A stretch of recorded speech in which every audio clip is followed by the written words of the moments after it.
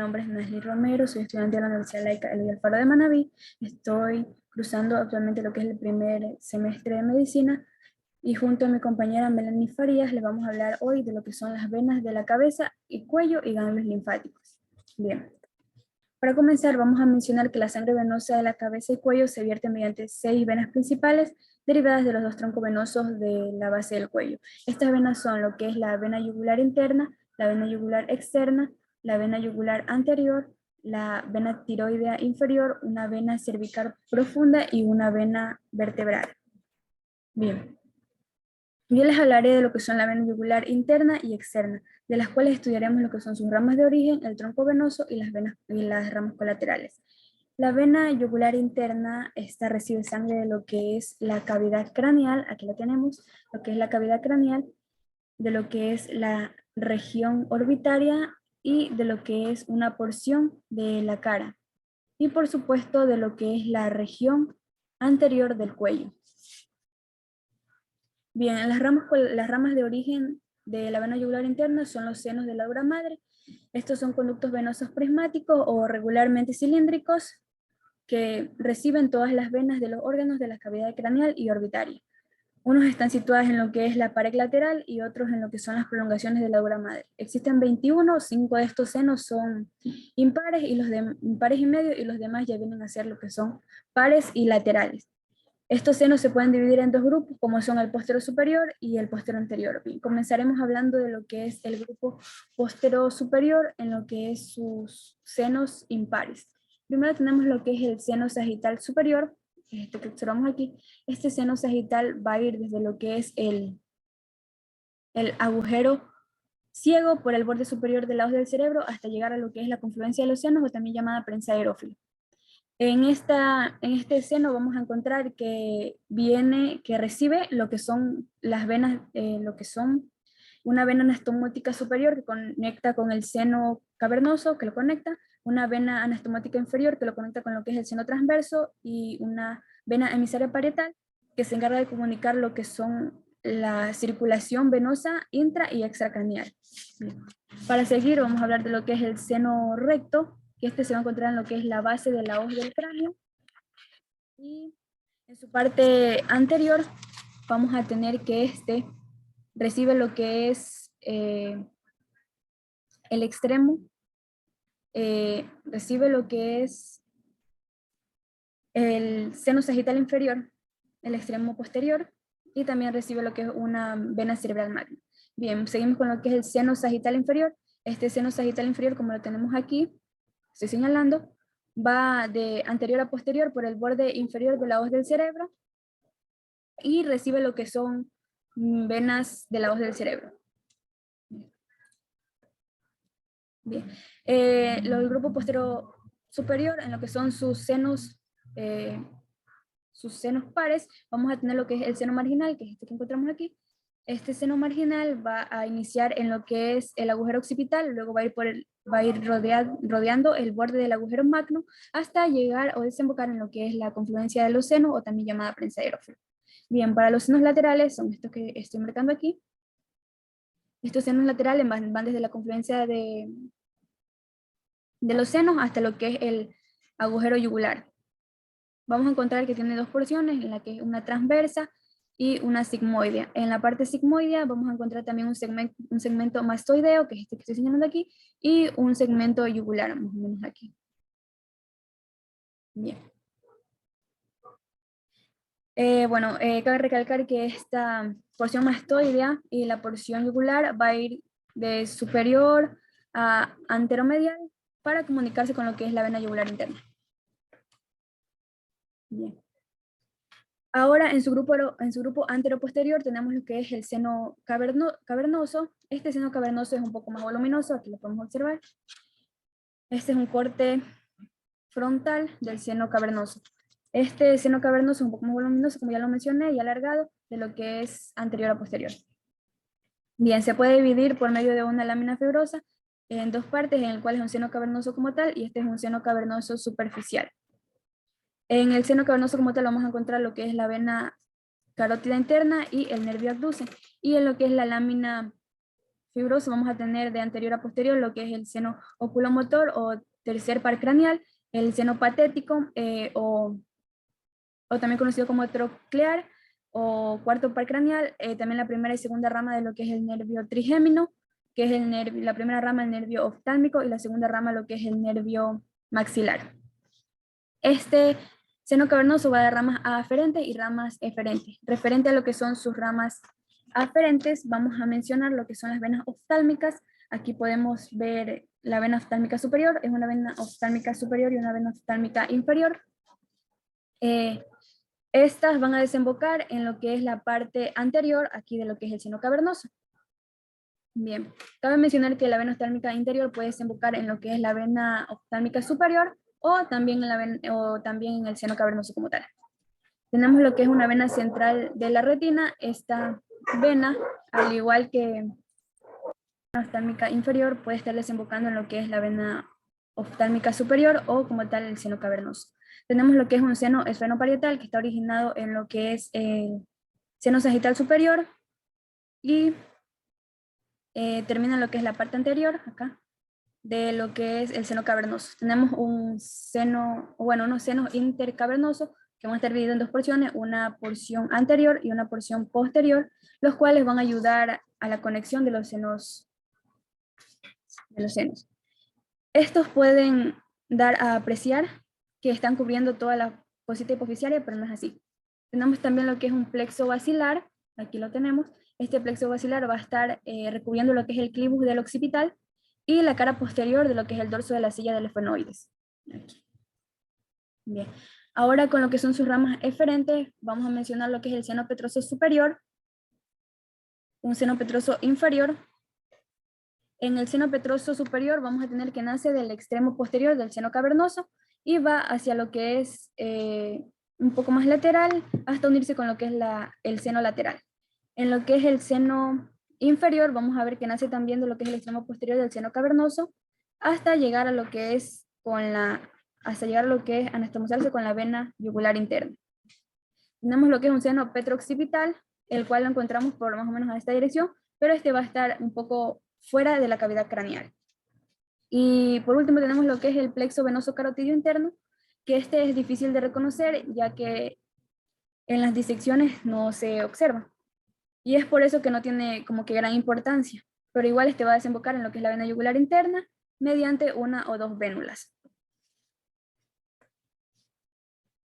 Bien. Hablando de lo que es el tronco de la vena yugular interna, este tronco es una continuación de lo que es el agujero sigmoide y nace de lo que es la parte posterior del agujero yugular. Aquí lo podemos observar. Va a estar relacionándose con lo que es el nervio vago, el nervio glosofaringeo y el espinal. Bien. Su calibre tenemos que va a ir de superior a inferior, aumentando debido a sus nuevas ramas. Va a tener dos dilataciones, una superior llamada bulbo superior de la vena yugular interna y otra más inferior llamada bulbo inferior, más o menos esta dirección, de lo que es vena yugular interna. En la superior se va a alojar lo que es la fosita yugular. Bien. Esta vena va a ir un poco superior aquí en esta parte de aquí a lo que es la carótida interna, luego va a ir un poco más lateral, lo que es la carótida primitiva, y va a seguir hasta unirse con lo que es la vena subclavia y formar lo que es el tronco brachiocefálico venoso. En las relaciones del cuello vamos a mencionar que va a estar junto a lo que es la carótida interna y el nervio vago. Posterior se va a relacionarse con lo que son los músculos escalenos y prevertebrales. Y un poco anterior con lo que es el músculo esternocleidomastoideo, que aquí se encuentra seccionado, pero más o menos está cubriéndola casi que toda a lo que es la vena yugular interna. También tenemos que estar en relación con lo que es el músculo homoioideo, que lo tenemos aquí, y este cubre lo que es su parte anterolateral. También podemos observar aquí lo que es el nervio frénico, un poco lateral y superior. Y las astas cervicales que cruzan en su cara anterolateral y lo que es la carótida medial. Bien. En sus ramas colaterales de la vena yugular interna tenemos lo que es la facial, las venas linguales, lo que es las venas tiroideas, aquí, la vena tiroidea superior, una vena tiroidea media, el tronco tirolinguofacial y lo que es las venas faríngeas que no se observan muy bien porque están más internas. También vamos a mencionar que se anastomosa con lo que es la vena yugular externa mediante dos ramas que se unen, las que son las venas supratrocleares y la vena temporal. También se relaciona con lo que es la vena retromandibular o facial posterior y con venas emisarias. Bien, siguiendo con lo que es la vena yugular externa, tenemos que, aquí la encontramos, este es un vasto voluminoso que recoge la sangre en la mayor parte de lo que es las paredes del cráneo, de las regiones profundas de la cara y de los planos superficiales de las regiones posteriores y laterales del cuello, para finalmente desembocar en lo que es la vena subclavia. Sus ramas de origen van a ser lo que es la vena temporal superficial, que aquí la encontramos, y lo que es la vena maxilar. La vena temporal superficial está es una red venosa que ocupa lo que es todo el cuero cabelludo, desciende anterior al trago y al nervio aurículo temporal, posterior a la articulación temporomandibular y a la arteria temporal superficial, y termina en lo que es en la parótida para anastomosarse con lo que es la vena maxilar. Y en cuanto a la vena maxilar, tenemos que esta vena se origina en lo que es en la vena esfenopalatina y puede adoptar dos disposiciones, una que conserva su individualidad en su recorrido hasta anastomosarse con lo que es la vena temporal superficial, y la otra disposición es que forma dos plexos, uno alveolar y otro pterigoideo. Bien, en lo que es en el tronco de la vena yugular podemos mencionar que este se atraviesa por tres regiones sucesivamente, el cual es la región parotidia, en la cual desciende vertical en el espesor de lo que es la glándula parótida, y se sitúa lateral lo que es la vena carótida externa, luego se cruza lateralmente por el nervio facial, luego para introducirse en lo que es un desdoblamiento de la lámina superficial de las fascias cervicales, en la región esternocleidomastoidea. Esta cruza lo que es el músculo esternocleidomastoideo, y luego se recubre por lo que es el platisma, cruza el nervio transverso del cuello del plexo cervical y se relaciona con lo que son los nódulos linfáticos. Y por último, en la región o en la fosa supraescapular, esta atraviesa lo que es la lámina superficial de las fascias y en donde después atraviesa lo que es la lámina pretraquial y desemboca en lo que es la cara superior de la subclavia. En cuanto a sus ramas, a sus ramas colaterales podemos observar que es la vena articular posterior y la vena occipital superficial, las varias ramas cervicales de las subcutáneas y venas de la cavidad timpánica y la vena supraescapular. Podemos mencionar también que se anastomosa con lo que es la vena yugular anterior, los plexos braquiales y la vena cefálica. Gracias. Continuando con la vena yugular anterior, esta aquí se va a originar por la unión de venas submentonianas superficiales. Esta se va a encontrar en la región suprayoidea, va a ser suprafacial, pero luego va a descender inferior al hueso ioides, atraviesa la fascia cervical superficial y se va a tornar intrafacial. Esta vena desciende y luego se va a codar a nivel del espacio supraesternal y va a atravesar en este espacio. Aquí va a pasar por el fondo de saco lateral, o también denominado de Gruber, y se va a encontrar profunda al músculo esternocleidomastoide. Esta finalmente puede desembocar en la vena subclavia o en la vena yugular externa. En cuanto a sus ramas colaterales, vamos a tener que provienen de los tegumentos y músculos vecinos, y la anastomosis va a estar dada por las venas yugulares externa e interna, y también se anastomosa con venas tiroides, asimismo con la vena yugular anterior del lado opuesto, y así forman el arco yugular venoso. Luego tenemos a la vena vertebral. Primero vamos a conocer que en la columna vertebral a su alrededor va a existir plexos venosos vertebrales externos, tanto anterior y posterior, y en el conducto vertebral plexos internos anterior y posterior. Este plexo venoso vertebral externo posterior, a nivel del occipital y del atlas, va a estar más desarrollado y así va a tomar el nombre del plexo venoso suboccipital. Entonces, esta vena vertebral, en cuanto a su origen, va a estar dado por el plexo venoso suboccipital, por la vena emisaria mastoidea y por la vena condilia posterior.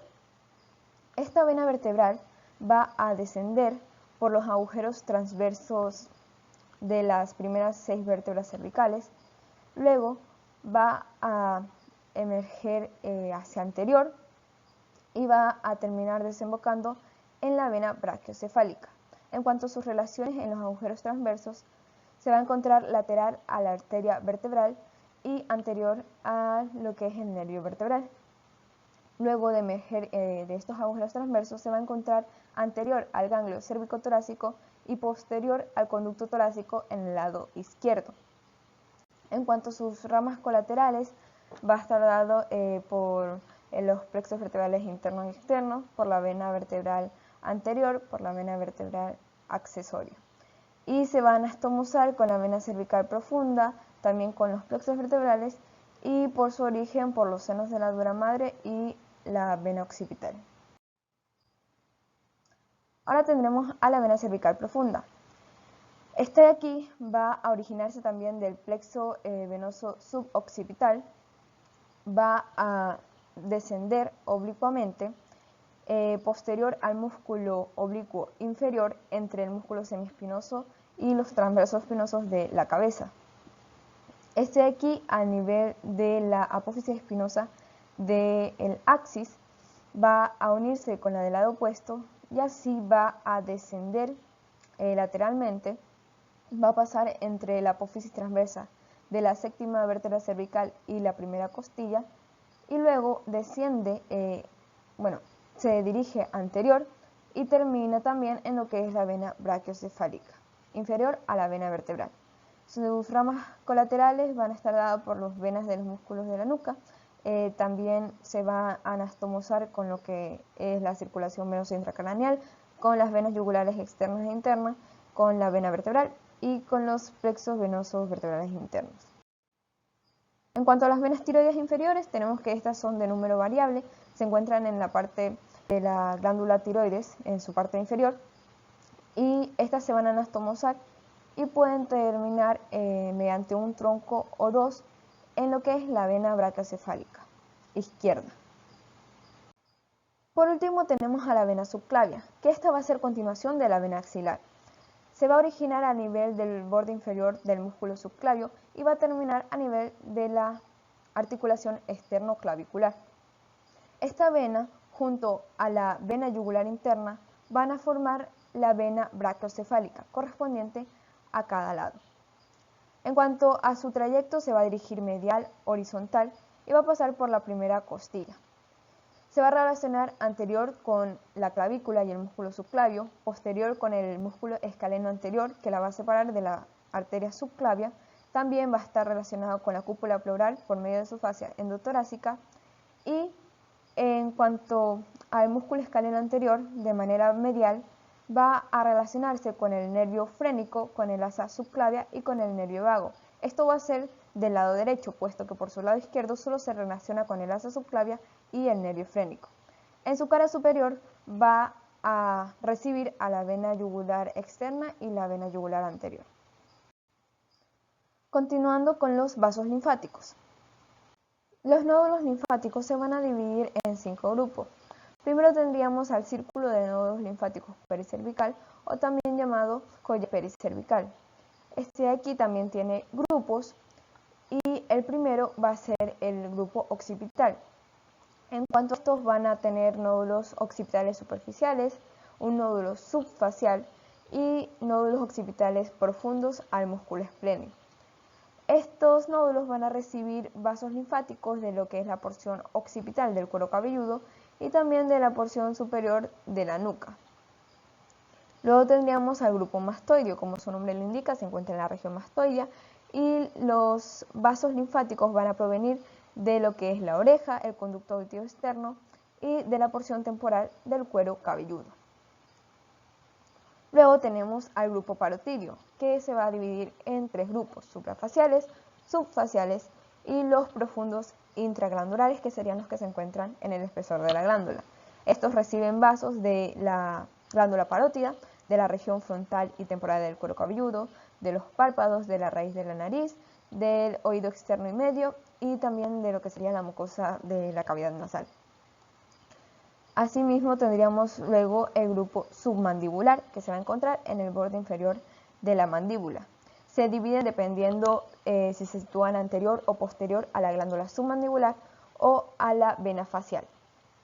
Aquí van a drenar los vasos provenientes de la nariz, del párpado, de la mejilla, de los labios, de las encías y del suelo de la boca. Por último tendríamos al grupo submentoniano, que se va a encontrar entre los vientres anteriores del músculo digástrico, y los vasos van a provenir del labio inferior, del mentón, de la mejilla, de la encía inferior, del suelo de la boca y de la punta de la lengua.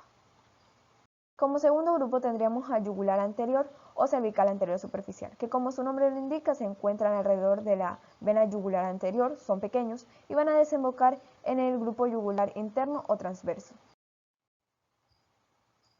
Luego tendríamos al grupo cervical lateral superficial, también llamado yugular externo, puesto que se encuentra a lo largo de la vena yugular externa. Van a estar más o menos hasta la mitad del músculo esternocleidomastoideo y estos van a comunicar a los ganglios o nódulos linfáticos parotidios con los yugulares internos o transversos. Luego tendríamos al grupo cervical lateral profundo, el cual se encuentra dividido en tres cadenas. Primero tenemos a la cadena yugular interna, que en esta los nódulos linfáticos se sitúan lateral y anterior a la vena yugular interna. En cuanto a los nódulos anteriores, vamos a encontrar tres grupos. El primero sería el yúgulo digástrico, el segundo el yúgulo homoioideo y el tercero es inconstante y sería el grupo inferior. Luego tenemos a la cadena del nervio accesorio. Como su nombre lo indica, va a estar relacionada con el nervio accesorio y este aquí va a descender y se va a unir con la cadena transversa y a este nivel va a dar nodos linfáticos subtrapezoides. Finalmente, la cadena transversa del cuello va a estar o va a seguir a la arteria transversa del cuello y va a terminar junto a los nódulos subtrapezoides. Finalmente tendríamos a los nódulos linfáticos cervicales anteriores profundos. Estos de aquí van a ser 4 grupos y tenemos primero a los retrofaringios laterales, que van a ser el número de 2. Se van a encontrar anterior a los músculos prevertebrales y luego tendríamos a los nódulos prelaringios, que son los que tenemos de color rosados. Van a ser el número de 1 o 2, se encuentran en la porción de la laringe y también en lo que sería la glándula tiroides. Después tendríamos a los nódulos pretraqueales. Estos nódulos son los que encontramos de color naranja y se van a situar delante de la tráquea. Por último tendríamos a los nódulos paratraqueales, que también son denominados linfáticos recurrentes, puestos que se encuentran siguiendo al nervio laringio recurrente. En estos vasos van a drenar lo que son los vasos de la laringe, tráquea, esófago y glándula tiroides. Por último tenemos a los troncos colectores linfáticos. Entonces, mediante troncos colectores terminales es donde se va a drenar la linfa hacia la confluencia yúgulo-subclavia o la vena subclavia o bien la vena yugular interna, es decir, puede desembocar en tres partes. Vamos a tener primero al conducto torácico como un tronco colector principal. Este aquí a nivel cervical va a recibir varios colectores terminales de acuerdo a las vías linfáticas y se va a encontrar del lado izquierdo. También vamos a tener otros troncos colectores como es el tronco yugular, el tronco subclavio o el tronco bronquiomediastínico. También tendríamos troncos laterotraqueales, troncos paratraqueales y troncos mamarios. Estos troncos pueden ser dobles y bien pueden desembocar individual en las venas ya mencionadas o también hay algunos que desembocan mediante el conducto linfático derecho, en el lado derecho, y en el lado izquierdo desembocarían en el conducto torácico. Aquí podemos ver una imagen del área de drenaje de acuerdo al conducto linfático derecho y al conducto torácico. Gracias.